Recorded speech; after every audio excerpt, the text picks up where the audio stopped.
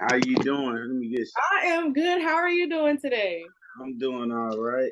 I will start by introducing myself. My name is Tabitha. I am a writer and editor for Black Audacity Magazine. And really, what we do is we just highlight Black excellence. And I kind of told you that I heard a bit of your story from my dad. Um, a What's your while, dad name? my dad's name is Frank. Um, Mm-hmm. it was around Father's Day. We were actually discussing. He was like, "Hey, have you heard of Greedyman?" I'm like, "No." He's like, he from here. He from KC." And I'm like, "Oh, okay."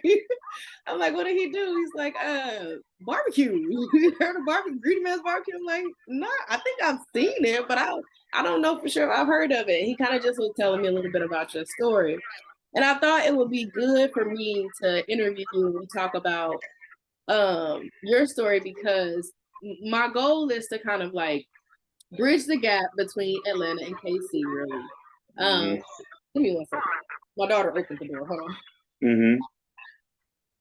Keep the door closed. So I thought it would be good to kind of bridge the gap between Atlanta and KC, really because we don't highlight Black excellence a whole lot in KC communities. And I feel like your story is definitely a symbol of Black excellence. And so I'll let you start by telling me a little bit about your story and how you got your start. Which start? Because it's been a long journey. You Wherever know. you want to start, trust me, I got Yeah. backup questions. So I mean, of course, I'm from Kansas City. I'm from down north, 12th and Woodland. I'm J.J. Evans, Good Times, from Okay. the high rise buildings. That's me. All the 1900 buildings down north in the projects where that's just where I'm from, man. I say I was JJ, Mhm. from good times. It was a rough struggle, but I kept pushing, man. Okay, so from what my understanding is, you originally got your start in, was it music? Uh, Yeah. you had the record label Thumbs Up Entertainment. Uh-huh.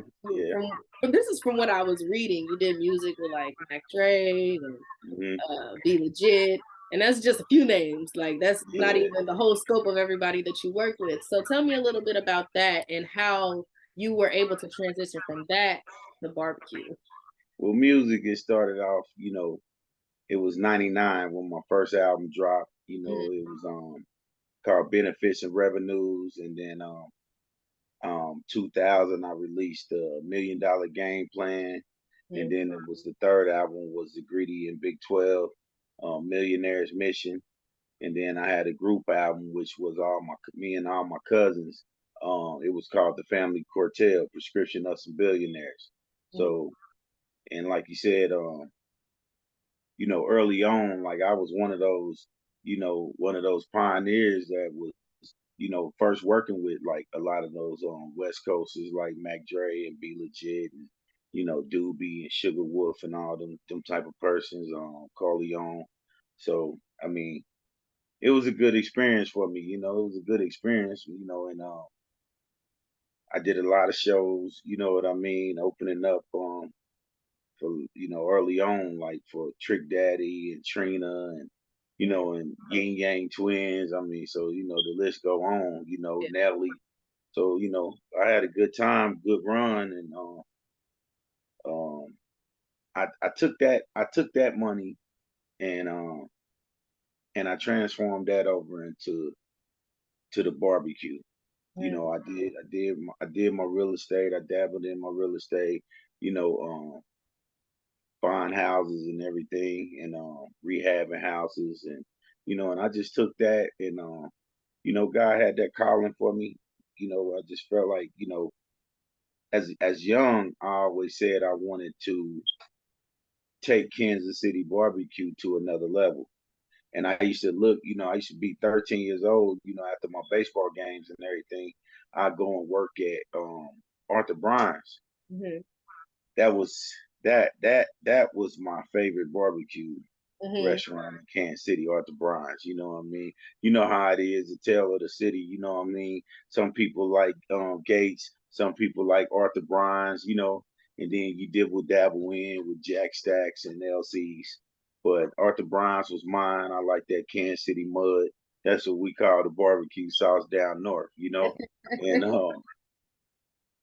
I used to go in there at 13 years old, and I used to clean up.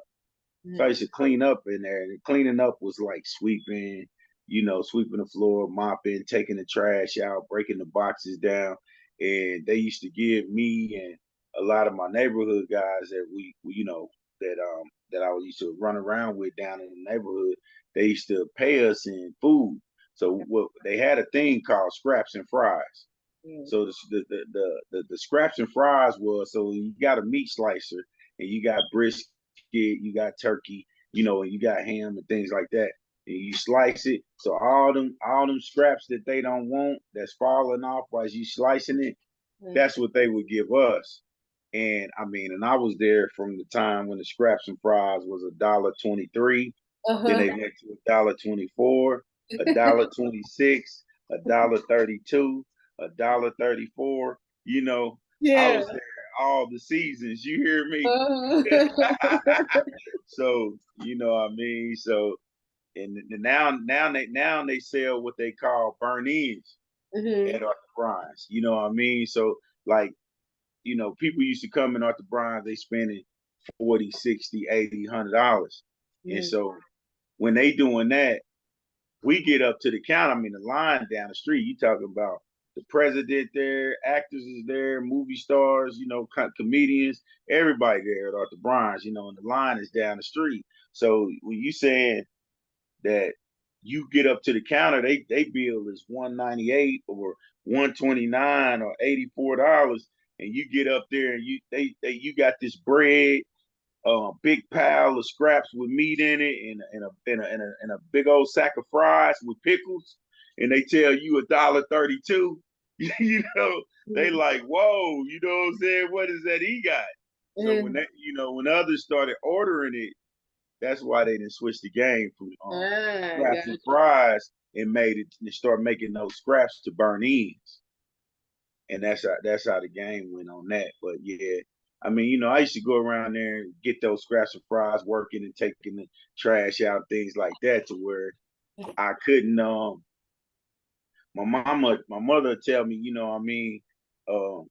don't don't bring no more food up in here. You know what I'm saying? And she like, they wanna pay you. If they want to pay you, let them pay you in cash. Now, Right. I'm 13 years old. You know what I'm saying? So I'm 13 years old. So it's like, hey, I'm cool. You know what I'm saying? But I'm thinking, my mother there, my sister there, and myself. You know what I'm saying? I'm thinking I'm being a man. I'm bringing home the bacon. You know what I'm saying? But so I didn't listen to that. You know what I mean? With my mother. You know what I'm saying? I kept sneaking around there, cleaning up, getting my scraps and fries, and we'd go eat it on the blacktop. Me and the neighborhood friends, we all go eat on the blacktop, and but really, my main payoff was it was a pit master there, Tim Brown. Tim, they used to teach me how to meat smoke with the wood. So and that's what made me fall in love, how the meat turn a rosy red color. You know what I'm saying, from the wood and the smoke. And then the lines was just down the street, and I seen the numbers in it, and I'm like, whoa, and they taught me that, you know what I mean? And with the help and the grind from with God, I own a barbecue franchise now. So